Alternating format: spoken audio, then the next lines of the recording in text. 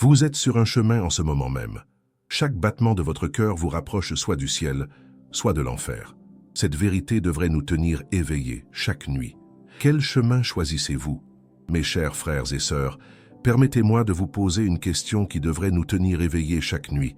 Une question qui devrait faire trembler nos âmes et nous pousser à genoux devant le Tout-Puissant. Quel chemin êtes-vous en train de choisir en ce moment même, alors que votre cœur bat dans votre poitrine? Le chemin qui mène au ciel ou celui qui descend vers l'enfer? Cette question n'est pas une menace lancée pour vous effrayer. Non, c'est un cri d'amour d'un serviteur qui a vu la vérité et qui ne peut plus se taire. Charles Spurgeon, ce grand homme de Dieu que l'on appelait le prince de la prédication, disait avec une conviction qui brûlait comme un feu ardent que nous sommes tous sur un chemin, tous, sans exception. Et ce chemin nous mène quelque part. Il n'y a pas de neutralité dans cette vie spirituelle. Il n'y a pas de zone grise où l'on pourrait se cacher en attendant que les choses se décident d'elles-mêmes. La Bible nous dit dans Matthieu chapitre 7, versets 13 et 14, « Entrez par la porte étroite, car large est la porte, spacieux est le chemin qui mène à la perdition, et il y en a beaucoup qui entrent par là. Mais étroite est la porte, resserré le chemin qui mène à la vie, et il y en a peu qui les trouvent. » Voyez-vous la clarté de ces paroles? Jésus lui-même nous avertit qu'il existe deux chemins, deux portes, deux destinations finales. Aujourd'hui, nous vivons dans un monde qui veut nous faire croire que tous les chemins mènent au même endroit. On nous dit que Dieu est trop bon pour condamner quelqu'un, que l'amour divin effacera tout au dernier moment. Mais la parole de Dieu ne change pas selon les opinions de notre époque.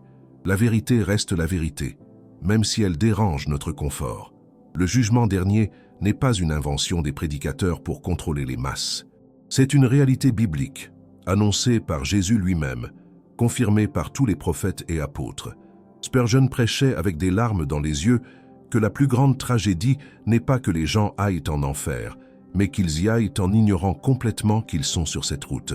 Ils vivent leur vie quotidienne, travaillent, rient, s'amusent, tout en marchant inexorablement vers leur destruction éternelle.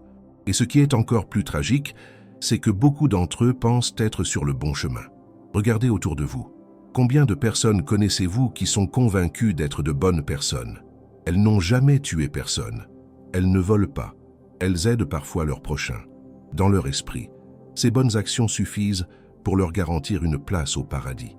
Mais Jésus a dit dans Jean chapitre 14, verset 6, « Je suis le chemin, la vérité et la vie. Nul ne vient au Père que par moi. » Il n'a pas dit que les bonnes actions sont le chemin. Il a dit qu'il est lui-même le chemin. Le jugement dernier n'est pas un événement lointain et abstrait. C'est la destination finale de chaque souffle que nous prenons. Chaque décision que nous faisons aujourd'hui, chaque pensée que nous entretenons, chaque parole que nous prononçons, tout cela nous rapproche soit du ciel, soit de l'enfer. Vous ne pouvez pas remettre cette décision à plus tard. Vous ne pouvez pas dire que vous y réfléchirez demain, parce que demain n'est garanti à personne. Dans l'Apocalypse chapitre 20, versets 11 à 15, Jean décrit cette scène terrible du jugement dernier. « Puis je vis un grand trône blanc, et celui qui était assis dessus. La terre et le ciel s'enfuirent devant sa face, et il ne fut plus trouvé de place pour eux. Et je vis les morts, les grands et les petits, qui se tenaient devant le trône. Des livres furent ouverts. Et un autre livre fut ouvert, celui qui est le livre de vie. Et les morts furent jugés selon leurs œuvres, d'après ce qui était écrit dans ces livres. » Imaginez cette scène un instant. Vous vous tenez devant le trône de Dieu. Toute votre vie est là, exposée, révélée. Chaque secret, chaque mensonge, chaque mauvaise pensée, chaque occasion manquée de faire le bien, tout est inscrit dans ces livres. Et puis il y a un autre livre, le livre de vie. C'est ce livre qui détermine votre destination éternelle. Votre nom y est-il inscrit? Beaucoup de gens pensent qu'ils auront l'occasion de plaider leur cause ce jour-là. Ils imaginent qu'ils pourront expliquer pourquoi ils ont fait certaines choses, pourquoi ils n'ont pas eu le temps de se tourner vers Dieu, pourquoi ils méritent une seconde chance. Mais la Bible est claire. Le temps de choisir, c'est maintenant. Le temps de se repentir, c'est aujourd'hui.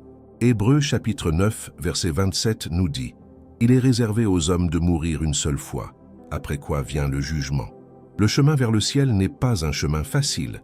Jésus l'a appelé étroit et resserré. Cela signifie qu'il demande de l'engagement, du sacrifice, de la persévérance.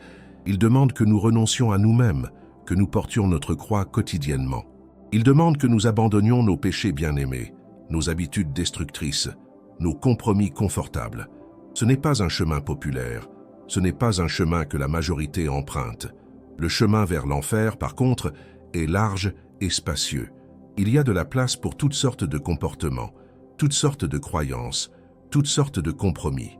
On peut y marcher tout en gardant ses péchés favoris. On peut y marcher tout en se disant qu'on est une bonne personne.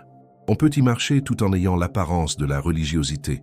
C'est un chemin où l'on n'a pas besoin de changer vraiment, où l'on peut rester tel qu'on est.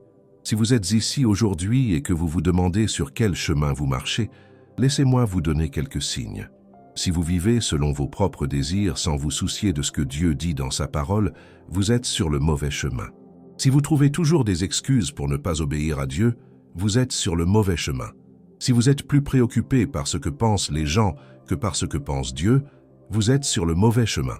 Si vous n'avez jamais vraiment eu une relation personnelle avec Jésus-Christ, si vous ne priez jamais, si vous ne lisez jamais la Bible, vous êtes probablement sur le mauvais chemin. Mais voici la bonne nouvelle, mes bien-aimés.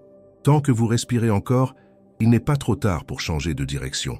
Dieu, dans sa miséricorde infinie, vous offre aujourd'hui la possibilité de quitter le chemin large et de trouver la porte étroite.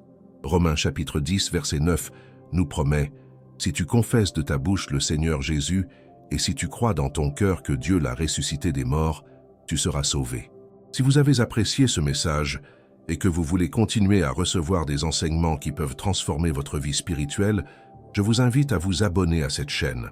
Ensemble, nous explorons les vérités profondes de la parole de Dieu qui peuvent vraiment changer nos destinées éternelles. Je veux également partager quelque chose de précieux avec vous. Nous avons créé un e-book spécial intitulé « 21 jours » pour restaurer votre intimité avec Dieu. Si vous sentez que votre relation avec Dieu a besoin d'être ravivée, vous trouverez le lien dans le premier commentaire fixé sous cette vidéo. Ce n'est pas simplement un livre, c'est un compagnon de voyage pour vous aider à retrouver cette proximité avec le Père Céleste que votre âme désire profondément. La vérité qui doit résonner dans nos cœurs aujourd'hui est que le jugement dernier n'est pas simplement une question de punition. C'est une question de justice divine. C'est un Dieu saint qui ne peut tolérer le péché, mais qui en même temps a offert le sacrifice suprême pour nous sauver de cette condamnation. Quand nous parlons du ciel et de l'enfer, nous ne parlons pas de concepts abstraits inventés pour contrôler les comportements. Nous parlons de réalités éternelles décrites dans les Écritures avec une clarté cristalline.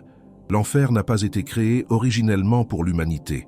Jésus a révélé dans Matthieu chapitre 25, versets 40 et 1, que le feu éternel a été préparé pour le diable et ses anges. Mais quand l'homme a choisi le péché, quand il a choisi de suivre ses propres chemins au lieu de suivre Dieu, il a aussi choisi la destinée qui était réservée aux ennemis de Dieu. C'est une vérité douloureuse, mais nécessaire à comprendre. Personne ne va en enfer par accident. C'est toujours un choix délibéré de rejeter le salut offert gratuitement par Christ. Beaucoup de personnes aujourd'hui questionnent comment un Dieu d'amour peut envoyer quelqu'un en enfer. Mais cette question révèle une incompréhension fondamentale de la nature de Dieu et de la nature du péché. Dieu n'envoie personne en enfer. Les gens choisissent l'enfer quand ils rejettent le seul moyen de salut que Dieu a pourvu. C'est comme si quelqu'un était en train de se noyer et que Dieu tendait la main pour le sauver, mais que cette personne refusait obstinément l'aide. Qui est responsable de la noyade? Certainement pas celui qui a offert le salut. La sainteté de Dieu exige la justice.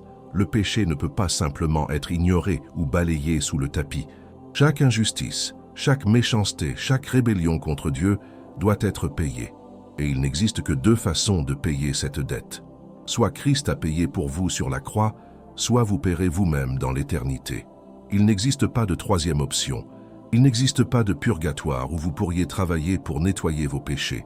Il n'existe pas de réincarnation où vous pourriez essayer à nouveau. La Bible est absolument claire à ce sujet. Jean chapitre 3, verset 18, nous dit quelque chose de profond. Celui qui croit en lui n'est point jugé, mais celui qui ne croit pas est déjà jugé, parce qu'il n'a pas cru au nom du Fils unique de Dieu. Voyez-vous ce que cela signifie? Si vous ne croyez pas en Jésus-Christ, vous êtes déjà condamné. Le jugement a déjà eu lieu. Vous n'attendez pas de voir si vous serez condamné dans le futur. Vous êtes déjà sous condamnation en ce moment précis. Et chaque jour qui passe sans vous tourner vers Christ est un jour de plus sous cette sentence terrible. Pensez à la gravité de cela. Pendant que vous irez travailler demain, pendant que vous vous occuperez de vos tâches quotidiennes, pendant que vous vous distrairez avec des divertissements et des plaisirs temporaires, vous pourriez vivre sous condamnation éternelle. Comment quelqu'un peut-il vivre avec cette conscience et ne rien faire à ce sujet? Comment quelqu'un peut-il connaître cette vérité et continuer à reporter la décision la plus importante de son existence? Le ciel, par contre, est décrit dans les Écritures comme un lieu de gloire indescriptible. Dans le livre de l'Apocalypse, Jean tente de trouver des mots pour décrire ce qu'il a vu, mais le langage humain semble insuffisant. Il parle de rues d'or transparent comme du verre, de portes faites de perles, d'un fleuve cristallin de l'eau de la vie. Mais plus important que la beauté physique du lieu est la présence de Dieu. Apocalypse chapitre 21, verset 3 dit « Voici le tabernacle de Dieu avec les hommes. Il habitera avec eux, et ils seront son peuple, et Dieu lui-même sera avec eux. » L'essence du ciel est d'être en présence de Dieu sans barrière, sans péché, sans douleur, sans larmes. C'est expérimenter l'amour pur, la joie parfaite, la paix qui surpasse toute intelligence. C'est adorer le Créateur de l'univers face à face. C'est être réuni avec tous ceux qui ont lavé leurs vêtements dans le sang de l'agneau. C'est vivre en communion éternelle avec la Trinité sainte. Aucune description humaine ne peut rendre justice à la gloire qui attend les sauvés. Mais voici quelque chose que beaucoup ne comprennent pas. Le ciel n'est pas simplement une récompense pour les bonnes personnes. Ce n'est pas un prix que nous gagnons par nos efforts moraux. Paul a écrit dans Éphésiens chapitre 2, versets 8 et 9, « Car c'est par la grâce que vous êtes sauvés, par le moyen de la foi. Et cela ne vient pas de vous, c'est le don de Dieu. Ce n'est point par les œuvres, afin que personne ne se glorifie. » L'entrée au ciel est un cadeau gratuit de Dieu, reçu par la foi en Jésus-Christ. Cela signifie que peu importe combien de bonnes choses vous avez faites dans votre vie, peu importe combien de personnes vous avez aidées, peu importe combien d'argent vous avez donné à la charité, si vous n'êtes pas né de nouveau, si vous n'avez pas donné votre vie à Jésus-Christ, si vous n'avez pas été lavé par son sang précieux, vous n'entrerez pas dans le royaume des cieux. C'est une vérité dure, mais c'est la vérité que Jésus lui-même a enseignée. En même temps, cela signifie que peu importe à quel point votre vie de péché a été terrible, peu importe combien d'erreurs vous avez commises, peu importe à quel point vous vous êtes éloigné de Dieu, si vous vous repentez véritablement et placez votre foi en Jésus-Christ, vous serez sauvés. Le voleur sur la croix à côté de Jésus en est la preuve. Il a vécu une vie de crime, mais dans ces derniers moments, il a reconnu Jésus comme Seigneur, et Jésus lui a promis « Aujourd'hui, tu seras avec moi dans le paradis ». C'est la merveille de la grâce de Dieu. C'est la beauté de l'Évangile. Nous ne sommes pas sauvés parce que nous sommes assez bons, car aucun de nous ne serait jamais assez bon. Nous sommes sauvés parce que Jésus a été assez bon à notre place. Il a vécu la vie parfaite que nous ne pouvions pas vivre. Il est mort de la mort que nous méritions de mourir. Il est ressuscité pour nous donner la vie éternelle. Mais cette grâce n'est pas une excuse pour vivre dans le péché. Paul a anticipé cette objection dans Romains chapitre 6, versets 1 et 2. « Que dirons-nous donc? Demeurerions-nous dans le péché afin que la grâce abonde? Loin de là. Nous qui sommes morts au péché, comment vivrions-nous encore dans le péché?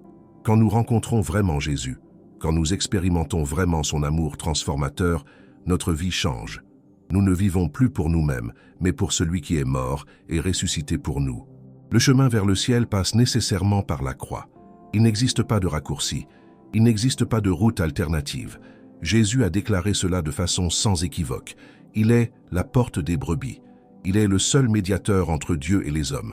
Actes des Apôtres, chapitre 4, verset 12 affirme « Il n'y a de salut en aucun autre, car il n'y a sous le ciel aucun autre nom qui ait été donné parmi les hommes, par lequel nous devions être sauvés. » Cela offense notre mentalité moderne, qui veut croire que tous les chemins mènent à Dieu. Mais Jésus ne nous a pas laissé cette option. Soit il disait la vérité quand il a affirmé être le seul chemin, soit il était un menteur ou un fou. Il n'y a pas de juste milieu. Et s'il est qui il dit être, alors ses paroles ont une autorité absolue sur nos vies. Notre opinion sur le sujet est sans importance. Notre préférence personnelle ne change pas la réalité. Vous devez comprendre que votre choix aujourd'hui a des conséquences éternelles. Nous ne parlons pas de 100 ans ou 1000 ans ou 1 million d'années. Nous parlons d'éternité, un concept que notre esprit fini peut à peine comprendre. Imaginez que chaque grain de sable sur toutes les plages du monde représente 1 milliard d'années. Même après avoir compté tous ces milliards d'années, l'éternité ne fera que commencer. Et vous passerez cette éternité soit en présence glorieuse de Dieu, soit séparés de lui pour toujours. La question qui doit résonner dans votre âme en ce moment est profondément personnelle. Il ne s'agit pas seulement de théories théologiques ou de connaissances académiques sur les destinées éternelles. Il s'agit de vous, de votre vie, de votre âme immortelle, de l'endroit où vous passerez l'éternité. Et l'urgence de cette décision ne peut pas être exagérée. Chaque battement de votre cœur peut être le dernier. Chaque respiration que vous prenez peut être la dernière opportunité de choisir la vie au lieu de la mort. Il y a des gens qui vivent toute leur vie en reportant cette décision. Ils se disent qu'il y aura du temps plus tard, quand ils seront plus âgés, quand ils seront malades, quand ils sentiront que la mort est proche, alors ils se tourneront vers Dieu. Mais c'est un pari terrible, avec des conséquences éternelles. Proverbe chapitre 27, verset 1 nous avertit « Ne te glorifie pas du lendemain, car tu ne sais pas ce qu'un jour peut enfanter. Vous n'avez pas de garantie pour demain, vous n'avez pas de promesse d'une autre opportunité. De plus, il y a un danger encore plus grand à reporter cette décision. Plus vous rejetez le Saint-Esprit, plus vous endurcissez votre cœur contre la voix de Dieu, plus il devient difficile d'y répondre. » Hébreux chapitre 3, versets 7 et 8 nous exhorte « Aujourd'hui, si vous entendez sa voix, n'endurcissez pas vos cœurs. » Il existe un aujourd'hui dans votre vie. Il existe un moment présent où Dieu parle à votre cœur. Si vous ignorez cet appel de manière répétée, il peut arriver un jour où vous ne pourrez plus l'entendre. Pensez aux personnes que vous connaissez qui sont déjà parties de cette vie. Certaines d'entre elles sont parties soudainement, sans avertissement, sans chance de faire la paix avec Dieu. Un accident de voiture, une crise cardiaque, une maladie foudroyante. Elles se sont réveillées ce matin-là sans savoir que c'était leur dernier jour sur terre. Où sont ces âmes maintenant? Cette question devrait nous faire trembler, parce qu'un jour, ce sera notre tour. Un jour, notre dernier jour arrivera. Et alors, il n'y aura plus d'opportunité de choisir. Le jugement dernier n'est pas négociable. Ce n'est pas optionnel. Ce n'est pas quelque chose sur quoi nous pouvons voter pour décider s'il aura lieu ou non. Hébreux chapitre 9, verset 27, a déjà établi cette vérité. Il est réservé aux hommes de mourir une seule fois, après quoi vient le jugement. Il n'y a pas de réincarnation. Il n'y a pas de seconde chance après la mort. Il n'y a pas de purgatoire où vous pourriez travailler votre salut. Il n'y a que cette vie, et ensuite le jugement. Et quand ce jour viendra, quand vous serez devant le trône de Dieu, ce ne seront pas vos excuses qui importeront. Ce ne sera pas le fait que vous étiez trop occupé. Ce ne sera pas l'argument que vous n'étiez pas sûr. Ce ne sera pas la justification que vous vouliez vivre encore un peu avant de vous engager. La seule question qui importera sera celle-ci. Qu'avez-vous fait avec Jésus-Christ? L'avez-vous accepté comme votre Sauveur et Seigneur? Êtes-vous né de nouveau? Jésus a raconté une parabole terrible dans Matthieu chapitre 25 sur les 10 vierges. 5 étaient sages et 5 étaient folles. Toutes attendirent l'époux, mais seulement 5 étaient préparées avec assez d'huile dans leurs lampes. Quand l'époux est finalement arrivé, les 5 vierges folles ont découvert qu'il était trop tard. La porte a été fermée, et même quand elles ont frappé et crié pour qu'on leur ouvre, la réponse a été dévastatrice. « Je ne vous connais pas. » Quelles paroles terribles à entendre. Imaginez Jésus vous dire cela au jour du jugement. Cette parabole ne parle pas de personnes manifestement mauvaises. Elle parle de personnes qui semblaient religieuses, qui attendaient l'époux, mais qui n'étaient pas vraiment préparées. Elles pensaient avoir le temps de se préparer après. Elles pensaient pouvoir arranger les choses au dernier moment. Mais elles ont découvert, trop tard, que cela ne fonctionne pas ainsi. Le temps de préparation est maintenant.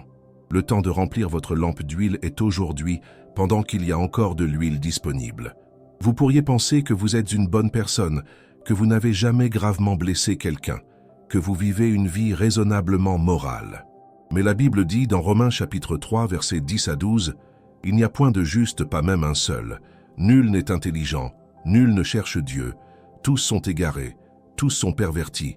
Il n'en est aucun qui fasse le bien, pas même un seul. » Ces paroles détruisent notre propre justice. Elles révèlent que même nos meilleures actions sont contaminées par le péché. Ésaïe chapitre 64, verset 6, va encore plus loin. Nous sommes tous comme des impurs, et toute notre justice est comme un vêtement souillé. Nos bonnes œuvres, aux yeux d'un Dieu parfaitement saint, sont comme des chiffons sales. Cela ne signifie pas que nous devons arrêter de faire le bien. Cela signifie que nous ne pouvons pas compter sur nos bonnes œuvres pour nous sauver. Nous avons besoin de quelque chose de plus. Nous avons besoin de la justice de Christ créditée à nous par la foi. Il y a une énorme différence entre connaître des choses sur Jésus et connaître Jésus personnellement. Beaucoup de gens savent des faits sur Jésus. Ils savent qu'il est né à Bethléem, qu'il est mort sur la croix, qu'il est ressuscité. Mais c'est de la connaissance historique, pas de la foi salvatrice. Même les démons croient que Jésus existe et ils tremblent, comme Jacques chapitre 2, verset 19 nous le dit. Mais ils ne sont pas sauvés. La connaissance intellectuelle ne sauve personne. Il faut une rencontre personnelle, une reddition totale, une naissance spirituelle. Nicodème était un chef religieux, un maître en Israël. Il connaissait les Écritures profondément. Mais Jésus lui a dit dans Jean chapitre 3, versets 3 et 5, « En vérité, je te le dis, si un homme ne naît de nouveau, il ne peut voir le royaume de Dieu. Si un homme ne naît d'eau et d'esprit, il ne peut entrer dans le royaume de Dieu. » Même pour quelqu'un d'aussi religieux que Nicodème, ce n'était pas suffisant. Il avait besoin de naître de nouveau. Que signifie naître de nouveau? Cela signifie une transformation complète opérée par le Saint-Esprit. Cela signifie que le vieil homme en vous meurt et qu'un nouvel homme naît. Cela signifie que vos désirs changent, vos priorités changent, votre vision du monde change. Vous ne vivez plus pour vous-même, mais pour Dieu. Vous ne cherchez plus votre propre gloire, mais la gloire de Christ. 2 Corinthiens chapitre 5, verset 17 dit « Si quelqu'un est en Christ, il est une nouvelle créature. Les choses anciennes sont passées. Voici, toutes choses sont devenues nouvelles. » Cette transformation ne se produit pas par des rituels religieux. Elle ne se produit pas par le baptême des bébés ou la confirmation ou en fréquentant l'église tous les dimanches. Ces choses peuvent être importantes dans votre parcours spirituel, mais elles ne sauvent personne. Le salut vient par un acte personnel de foi en Jésus-Christ. Il vient quand vous reconnaissez que vous êtes pécheur, quand vous vous repentez sincèrement de vos péchés, quand vous invitez Jésus à être le Seigneur de votre vie. La vraie repentance n'est pas simplement ressentir du remords pour avoir été pris. Ce n'est pas seulement se sentir mal à cause des conséquences de vos péchés. C'est un changement complet d'esprit et de cœur. C'est voir votre péché de la façon dont Dieu le voit. C'est le haïr comme Dieu le hait. C'est être prêt à l'abandonner complètement, quel qu'en soit le prix. Actes des Apôtres, chapitre 3, verset 19 nous appelle « Repentez-vous donc et convertissez-vous pour que vos péchés soient effacés. » Mais voici la merveille de l'Évangile. Quand vous vous repentez et croyez, quand vous faites confiance à Jésus comme votre Sauveur, quelque chose de miraculeux se produit. Dieu ne pardonne pas seulement vos péchés, il les efface complètement. Ésaïe chapitre 43, verset 25 déclare « C'est moi qui efface tes transgressions pour l'amour de moi, et je ne me souviendrai plus de tes péchés. » Imaginez cela. Le Dieu omniscient qui connaît toutes choses choisit de ne plus se souvenir de vos péchés quand vous venez à lui par Christ. Vos péchés sont jetés dans les profondeurs de la mer. Ils sont éloignés de vous aussi loin que l'Orient est de l'Occident. Vous êtes déclarés justes devant Dieu, non pas à cause de quoi que ce soit que vous ayez fait, mais à cause de tout ce que Jésus a fait. C'est l'échange merveilleux. Vos péchés ont été placés sur Jésus sur la croix. La justice de Jésus vous est créditée par la foi. Vous recevez ce qu'il mérite. Il a reçu ce que vous méritez. Le chemin vers le ciel vous est ouvert aujourd'hui. Non pas parce que vous le méritez, non pas parce que vous êtes assez bon, mais parce que Jésus a payé le prix complet pour votre salut. La porte étroite est devant vous. Jésus est de l'autre côté, vous appelant, vous invitant, vous suppliant d'entrer. Apocalypse chapitre 3, verset 20. « Voici, je me tiens à la porte et je frappe. Si quelqu'un entend ma voix et ouvre la porte, j'entrerai chez lui, je souperai avec lui et lui avec moi. » Pouvez-vous entendre cette voix aujourd'hui? Pouvez-vous sentir cette invitation dans votre cœur? N'ignorez pas. N'endurcissez pas votre cœur. Ne dites pas que vous y penserez plus tard. Répondez maintenant, pendant qu'il y a encore du temps, pendant que la porte est encore ouverte, pendant que la grâce est encore disponible. Mes chers frères et sœurs, merci du fond de mon cœur d'être restés jusqu'à la fin de ce message. Je sais que ces vérités sont lourdes, mais ce sont des vérités qui peuvent changer votre éternité. Le choix que vous faites aujourd'hui détermine où vous passerez pour toujours. Ne laissez pas ce moment passer sans prendre une décision. Si ce message a touché votre cœur, s'il vous plaît, abonnez-vous à la chaîne, laissez votre like et partagez dans les commentaires comment Dieu vous parle. Votre histoire peut encourager d'autres personnes à choisir aussi le chemin du ciel. Et si vous sentez que vous avez besoin de raviver votre intimité avec Dieu, notre e-book 21 jours pour restaurer votre intimité avec Dieu a été créé exactement pour cela. Vous trouverez le lien dans le premier commentaire fixé. Que Dieu bénisse votre parcours spirituel. Continuez à regarder les prochaines vidéos qui apparaîtront sur votre écran. Chaque message est une opportunité de grandir en sagesse et en foi. À bientôt.